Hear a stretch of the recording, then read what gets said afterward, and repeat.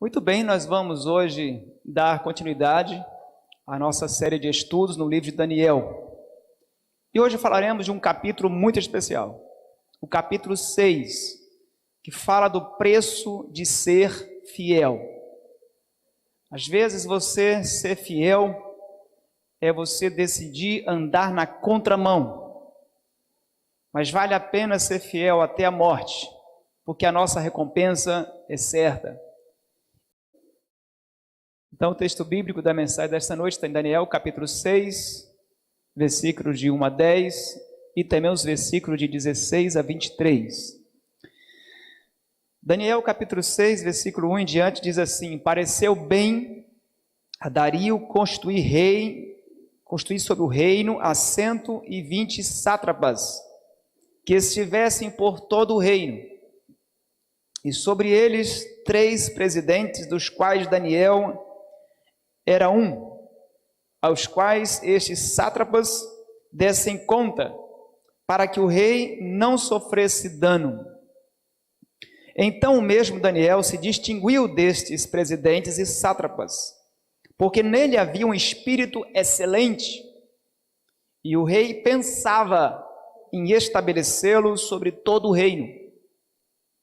Então os presidentes, os sátrapas, procuravam ocasião para acusar Daniel a respeito do reino, mas não puderam encontrá-la, achar nem culpa alguma, porque ele era fiel, e não se achava nele nenhum erro, nem culpa. Disseram, pois, estes homens: nunca acharemos ocasião alguma para acusar esse Daniel, se não a procurarmos contra ele na lei do seu Deus. Então esses presidentes e sátrapas foram juntos ao rei e lhe disseram: ó rei Dario, vive eternamente. Todos os presidentes do reino, os prefeitos, os sátrapas, os conselheiros e governadores concordaram que o rei estabeleça um decreto e faça firme o interdito, que todo homem que, por espaço de 30 dias, fizer petição a qualquer Deus ou a qualquer homem, e não a ti, ó rei, seja lançado na cova dos leões. Agora, pois, ó rei, sanciona o interdito e assina a escritura, para que não seja mudada, segundo a lei dos medos e dos persas, que não se pode revogar. Por esta causa, o rei Dario assinou a escritura e o interdito. Daniel, pois, quando soube que a escritura estava assinada, entrou em sua casa e em cima no seu quarto, onde havia janelas abertas do lado de Jerusalém, 3 vezes por dia, se punha de joelhos e orava, e dava graças diante do seu Deus, como costumava fazer. Por favor, ainda no mesmo capítulo, vamos ao versículo 16 em diante. Então, o rei ordenou que trouxesse a Daniel, e o lançasse na cova dos leões. E disse o rei a Daniel: o teu Deus, a quem tu continuamente serves, que ele te livre. Foi trazida uma pedra e posta sobre a boca da cova, e selou-a o rei com o seu próprio anel, com um dos seus grandes, para que nada se mudasse a respeito de Daniel. Então o rei se dirigiu para o seu palácio, passou a noite em jejum e não deixou trazer à sua presença instrumentos de música, e fugiu dele o sono. Pela manhã, ao romper do dia, levantou-se o rei e foi ter com pressa a cova dos leões. Chegando-se ele à cova, chamou por Daniel com voz triste, e disse o rei a Daniel: Daniel, servo do Deus vivo, dá-se-ia o caso de que o teu Deus, a quem tu continuamente serves, tenha podido livrar-te dos leões? Então Daniel falou ao rei: ó rei, vive eternamente. O meu Deus enviou o seu anjo e fechou a boca dos leões, para que não me fizessem dano, porque foi achada em mim inocência diante dele, e também contra ti, ó rei, não cometi delito algum. Então o rei se alegrou sobremaneira e mandou tirar a Daniel da cova, E assim foi tirado Daniel da cova, e nenhum dano se achou nele, porque crera no seu Deus. Essa história é uma das histórias que nós desde criança aprendemos, mas é sempre maravilhoso recordar estes momentos da vida do profeta e que nos inspiram a permanecermos fiéis a Deus, custe o que custar. No versículo 3, diz que Daniel, ele se distinguiu dentre aqueles presidentes, dentre aquela liderança que estava ali em Babilônia. Nós sabemos que foram 2.600 jovens que foram levados de Jerusalém para a Babilônia. Mas Daniel e seus 3 amigos se destacaram. E nesta ocasião, o rei Dario, então, ele dividiu o seu reino em 120 sátrapias e colocou sobre eles homens para liderar essas províncias, e entre eles 3. E o rei estava agora pensando em colocar Daniel como o principal. Daniel seria como se fosse um rei corregente ali com ele, e isso acabou despertando a inveja, o ódio dos seus inimigos. A obediência de Daniel, na verdade, ela era uma reprovação para os outros judeus que não serviam a palavra de Deus. Entre aqueles inimigos, seguramente haviam jovens que talvez tenham crescido com ele, mas que haviam abandonado a confiança em Deus e em seus preceitos divinos. Há um provérbio que diz que o prego que toma a martelada é o prego que se destaca. Às vezes nós somos tratados com hostilidade por algumas pessoas, não porque tenhamos feito nada de errado. Às vezes a gente faz mesmo, e às vezes acaba colhendo algumas indisposições. Mas você já teve contato com pessoas que nunca te viram, que você nunca chegou nem perto, e a pessoa já vem tratando você com hostilidade? Isso às vezes acontece. Com Daniel, a sua vida de fidelidade a Deus, a sua maneira de fazer tudo com excelência, acabou atraindo a inimizade dos seus companheiros de trabalho, colegas de trabalho. No verso 4 diz que esses homens procuravam uma ocasião para acusar Daniel. Eles procuravam de um jeito, procuravam de outro, mas não conseguiam encontrar uma falha em Daniel. Eu fico pensando que se eles fossem procurar em mim, acho que não precisaria tanto esforço. Acho que quem procura falha nos outros, geralmente não faz muito esforço para encontrar. Acredito que se vocês procurarem defeitos em mim, não vão fazer tanto esforço assim. Mas se você procurar virtudes também, você encontrará bastante.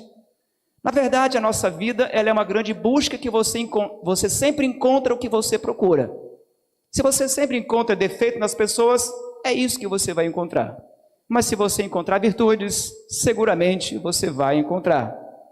E geralmente os defeitos que você mais se desgosta no outro, os defeitos que mais te irritam no outro, geralmente são defeitos que você tem e não consegue mudar em si mesmo. Mas no caso de Daniel, não era este o caso. Eles procuravam e não conseguiam. E o verso 4 explica por quê. Diz que ele era um homem fiel em tudo. E ele não conseguiu encontrar uma falha, até que tiveram que criar um problema. Há pessoas que quando não tem um problema, eles criam um problema. Já conheceu pessoas assim? Eles sempre estão no meio de um grande problema. Quando eles não têm, eles inventam, eles criam.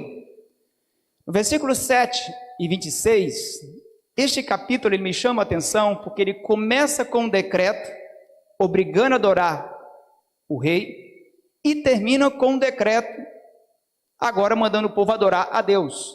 O livro de Daniel é um livro repleto de decretos, mas a adoração a Deus nunca poderá ser validada por decretos.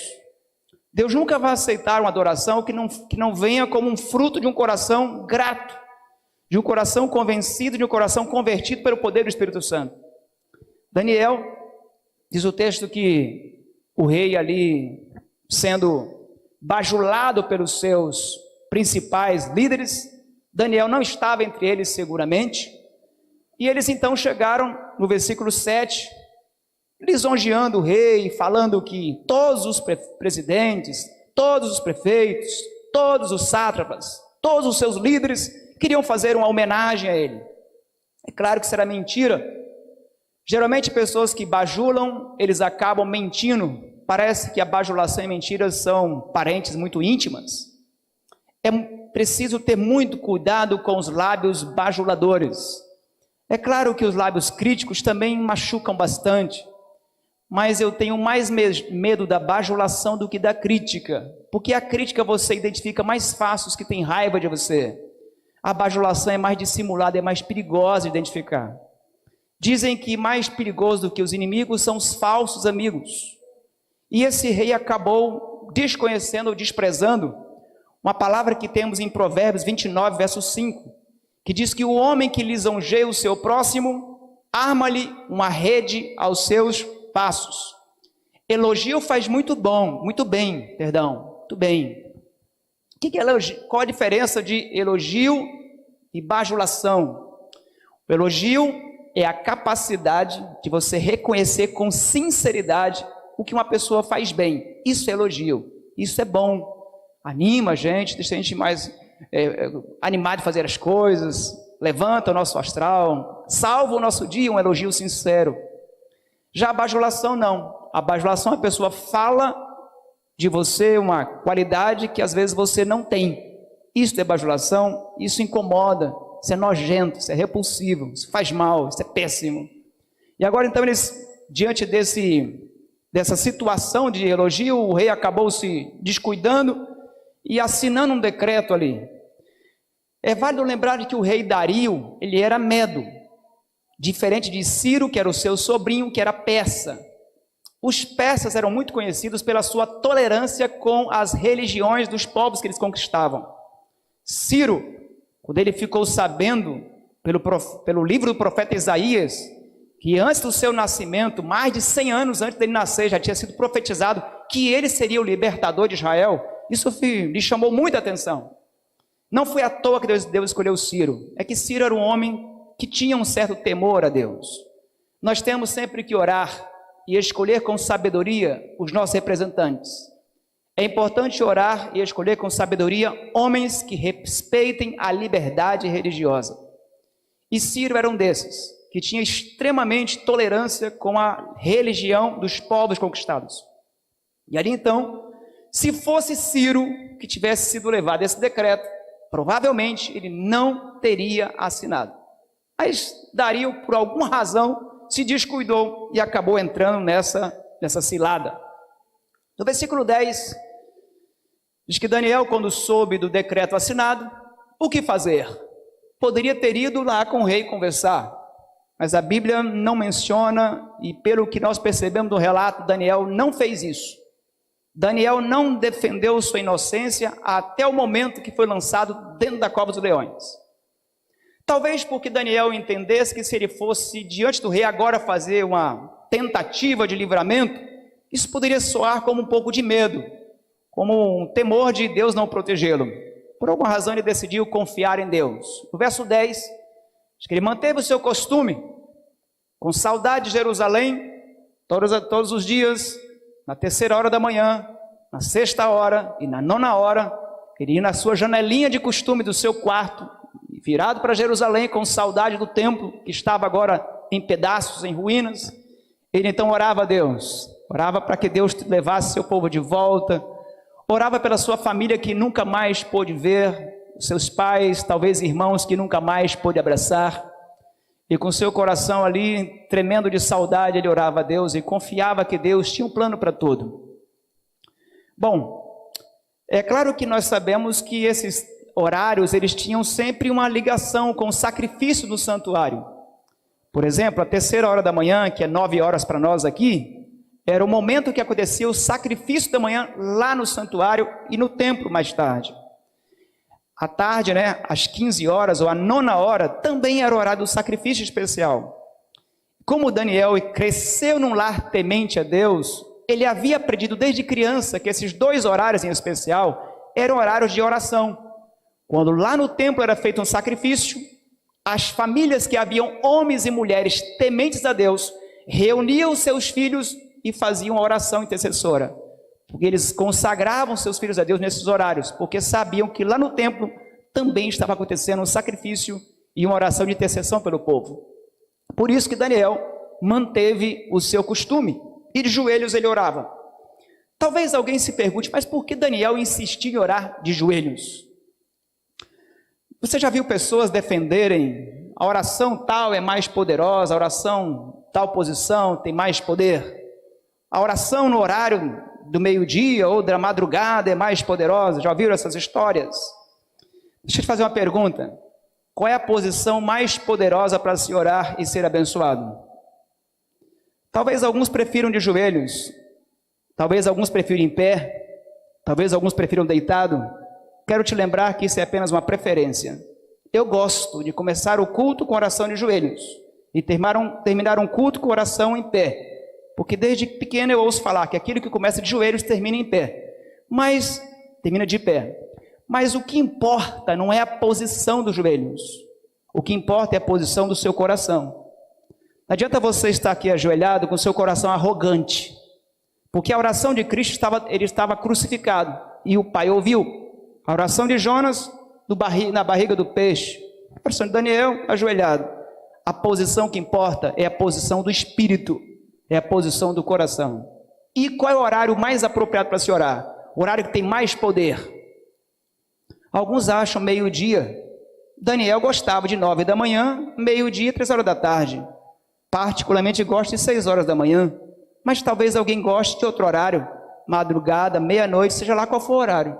Sabe qual é o melhor horário? O horário que você mais mentalmente está pronto para se conectar com o céu. Se você sente que você está descansado de madrugada para orar, ore, fica à vontade. Mas você não pode achar que esse é o horário apropriado para todo mundo. Porque você sente que 5 da manhã é o seu horário, excelente, mas isso não significa que para outro também seja. Porque a oração é uma conexão do céu com a terra, e a conexão de Deus com o homem é na mente. Então, particularmente, pelo que eu entendo da Bíblia, creio que toda vez que você acorda, já que você acorda descansado, ou deveria estar descansado, que a primeira hora de cada dia deveria ser consagrada a Deus, porque você está com a mente mais calma, mais tranquila e mais pronta para receber a palavra de Deus. Mas seja lá qual for o horário que você orar, o importante é que você tenha costume de orar. Quem tem costume de orar, tem horário definido e tem local definido. Qual era o horário definido de Daniel? 3ª, 6ª e 9ª hora. E qual era o local definido? A janelinha do quarto dele. Se você tem costume de orar, seguramente você tem local e horário também definidos. Isso não quer dizer que você não ore em outros horários, outros locais, mas é importante ter esse costume. Me chama a atenção também o fato de Daniel dar graças a Deus diante do decreto de morte. Nem por decreto Daniel deixou de orar. Eu fico pensando que alguns aqui nem por decreto orariam, porque a gente faz um projeto há tanto tempo e chega aqui cada sábado e pergunta quantos oraram diariamente, e alguns não conseguem. Acho que nem se fizesse um decreto não conseguiria esse povo orar. Sei o que fazer mais. É interessante que quando todos ficaram em pé, Daniel se ajoelhou. Em contraste aos seus três irmãos hebreus, quando todos se ajoelharam, lá em Daniel 3, eles ficaram em pé. Naquele momento, a posição importava. Por isso Daniel se ajoelhou. Era necessário. Daniel dava graças a Deus porque ele sabia que Deus estava no comando. Quando Deus está no comando, não há o que se preocupar, mesmo diante de uma ameaça de morte. Muitos cristãos hoje, talvez chamariam Daniel de um homem radical. Esse é um homem fanático. O livro Conselhos sobre o Regime Alimentar diz que muitos cristãos hoje não entenderiam de maneira nenhuma essa atitude de Daniel. Por que enfrentar um decreto? Poderia simplesmente sentar e orar, deitar e orar. Tudo era oração, podia fechar a janela. Bom, naquele momento, a coragem para fazer o certo requeria essa atitude de Daniel. Em tempos de provação e tristeza, a gente deve, na verdade, manter o mesmo costume de sempre. Às vezes algumas pessoas dizem assim, pastor, e quando o decreto dominical vier, o que vai acontecer? Nós não sabemos o que vai acontecer quando o decreto dominical vier. Mas de uma coisa nós já sabemos. a crise não muda o caráter de ninguém. A pandemia não mudou o casamento, não destruiu o casamento de ninguém. Pode ter destruído empregos, pode ter sido vidas, mas casamento não. Apenas revelou o casamento fracassado que muitos já possuíam. A crise não tirou ninguém da igreja, apenas acabou de dar um empurrãozinho para quem já estava saindo. As crises não mudam o nosso caráter, apenas revelam que tipo de caráter que nós já estamos desenvolvendo. O decreto dominical não vai tirar da igreja irmãos firmes na fé. O decreto dominical, quando for assinado nos Estados Unidos e também aqui no Brasil e outros países, quando vier, ele não vai tirar nenhum membro fiel da igreja. O fiel vai ficar mais fiel. E o frouxo, então, o relaxado é que vai abandonar a fé. As crises precisam nos encontrar prontos. É por isso que hoje, em tempos de paz, nós precisamos desenvolver uma comunhão forte com Deus. Para quando vier a crise, já teremos uma bagagem suficiente, uma base suficiente para podermos resisti-la. No verso 16, quando Dario ficou sabendo que Daniel tinha sido pego no flagrante, foi levado para ele, Dario fez tudo o que podia para poder livrá-lo, mas não foi possível. Era uma lei de medos e peças que não se podia voltar atrás. Era uma lei que não podia simplesmente ser ignorada. Ele usou todos os recursos, podia, mas não teve jeito. Então ele chegou para Daniel no verso 16 e disse assim: olha, que o seu Deus te livre. As palavras dele pareciam mais uma oração de um coração com a esperançazinha bem fraquinha, mas que desejava o livramento do seu amigo. Diferente da atitude de Nabucodonosor em Daniel 3,15. Quando seus 3 amigos desafiaram Nabucodonosor, o homem só faltava espumar pela boca, de tanta raiva. Disse: vou colocar o fogo 7 vezes mais quente, vou acabar com a raça de vocês, e quem é o Deus que vai te livrar? Dario não, Dario ele sentiu o impacto da sua decisão, lamentou a sua decisão, desejou que Deus o salvasse. Verso 18, diz que à noite Dario não quis saber nem de comida, nem de música, ele passou a noite inteira de vigília. Dario seria uma boa pessoa para ensinar hoje a igreja a fazer vigília, talvez.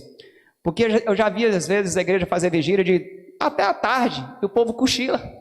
Tem pessoas que não conseguem ouvir nem um sermão de meia hora, já está cochilando. Imagine fazer uma vigília como Dario. Interessante que Dario ele não precisou de comida para ficar acordado, não precisou de música para ficar acordado, não teve que bater palmo, não teve que pular para ficar acordado, a noite inteira. Daniel estava dentro da cova dos leões. Eu fico pensando que Daniel, na cova dos leões, mesmo com o cheiro desagradável daqueles bichos, mesmo ali naquela situação perigosa, mas para Daniel, que tinha o seu coração em paz, a consciência tranquila, foi mais desagradável para Dario no palácio, com o coração pesado, do que para Daniel dentro da cova. Quando você está com Deus, não importa o lugar que você estiver, sempre será o melhor lugar para se estar. Eu acho impressionante que Deus não se manifestou para livrar Daniel antes da cova dos leões. Deus não se manifestou para livrar os 3 jovens hebreus antes de entrarem na fornalha. Às vezes, Deus ele decide não se manifestar antes. Só dentro da cova, Deus revelou o seu poder. Deus esperou. Deus às vezes espera. Eu sei que às vezes é difícil a gente manter a espera quando a prova está difícil. Ao lançar Daniel na cova dos leões, Deus deixou que chegasse a esse ponto para que o seu livramento fosse ainda mais estrondoso e que para a derrota dos seus inimigos fosse ainda mais vergonhosa. Deus também não tirou a ferocidade dos animais. Por que eu digo isso? Porque assim que os inimigos são lançados, antes de chegarem ao fundo da cova, eles foram estraçalhados, despedaçados. Os animais mesmo irracionais obedeceram, mesmo famintos, à voz de Deus. Talvez a criatura mais temosa e mais difícil obedecer a Deus seja o ser humano. Até uma jumenta, às vezes, é mais obediente do que alguns homens. Às vezes, um cavalo é mais obediente do que algumas pessoas. E aqui, leões foram mais tementes a Deus do que esses homens. Deus, ele consegue ter o poder sobre tudo. Mas a única coisa que Deus não pode ter poder é de obrigar a minha e a sua escolha de ser fiel. Isso ele não pode fazer, porque contraria o seu princípio da liberdade, o princípio do amor. No verso 20, pela manhã, Dario foi correndo ali à cova e com a voz triste, ele chamou por Daniel. Eu fico pensando, os seus amigos dizendo, esse camarada tá louco, né? Tá pirado, não dormiu a noite, ficou meio transtornado, porque gritar o nome de Daniel numa cova de leões famintos, a fé ela desafia o nível da lógica, porque a fé ela está sempre em um nível muito acima da lógica. No seu coração, mesmo não tendo tanto conhecimento, mas parece que Dario tinha uma certa fé sincera, que Deus poderia livrar Daniel. Ele veio até a boca da cova. Não poderia entrar ali dentro, porque dentro da cova só entra Jesus Cristo. Os amigos, quando se tem amigos, eles até oram pela gente, intercedem pela gente. Os familiares que gostam de você, né? Eles vêm até a cova, mas dentro da cova só tem um amigo que entra, o amigo Jesus Cristo. E feliz ainda aquele que tem amigos que perdem noite para orar por você, que vêm até a cova por você, e não que jogam você dentro da cova. Então Daniel estava ali, mas estava bem guardado, porque no verso 22, Daniel diz assim, olha rei, o meu Deus a quem eu sirvo, ele enviou o seu anjo e me livrou. Conforme está em Salmo 34, verso 7, nós sabemos que o Senhor, com o seu anjo, se acampa ao nosso redor e nos livra. Você já parou para pensar quantos livramentos o seu anjo já fez de você e você não tem nem ideia? Eu fico pensando que eu vou ter que pedir desculpas muitas vezes ao meu anjo. Eu imagino que eu dou muito trabalho para ele. Eu acredito que tem anjo aqui que tem trabalho demais da conta. Mas eu louvo a Deus porque Deus coloca à nossa disposição esses seres poderosos que estão aqui com você, que andam com você na rua, que guarda você no trabalho, que guarda você em casa e que guardou Daniel. O texto bíblico diz que finalmente agora Daniel diz assim, olha rei, agora eu defendo minha inocência, porque agora não tinha o risco de ninguém achar que lhe faltava fé. Agora ele diz, olha, eu não fiz nada contra o Senhor, nem contra o meu Deus, mas estou aqui. O decreto não exigia que Daniel fosse morto, o decreto exigia que ele fosse jogado na cova.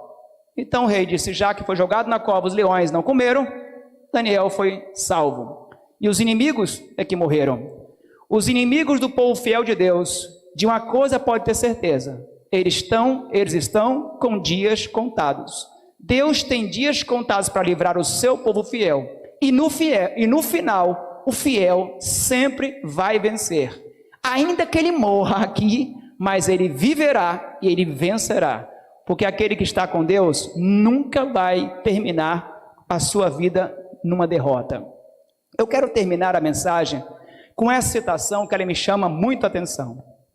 Por que eu escolhi essa citação e essa imagem? Essa imagem é a imagem do Coliseu Romano, onde milhares de cristãos, homens e mulheres e crianças foram mortas. Onde muitos homens e mulheres que conheciam a história de Daniel não foram salvos da boca dos leões.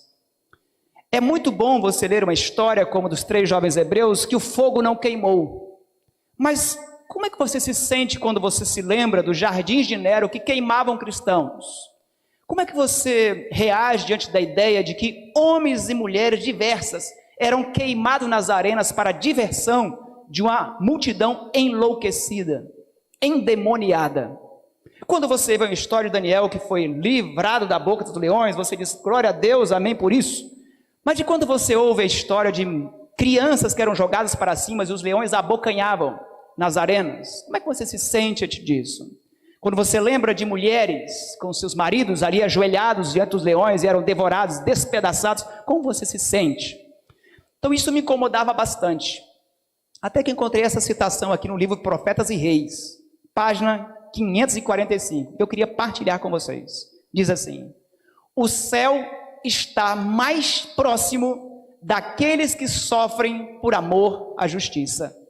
Ele sofre na pessoa dos seus santos, e seja o que for, que toque em seus escolhidos, toca nele. Tudo aquilo que faz você sofrer, se você for fiel, o coração de Deus sofre com você. Tudo aquilo que toca em mim, que toca em você, quando somos obedientes a Deus, tenha certeza que acabou de tocar o coração de Deus.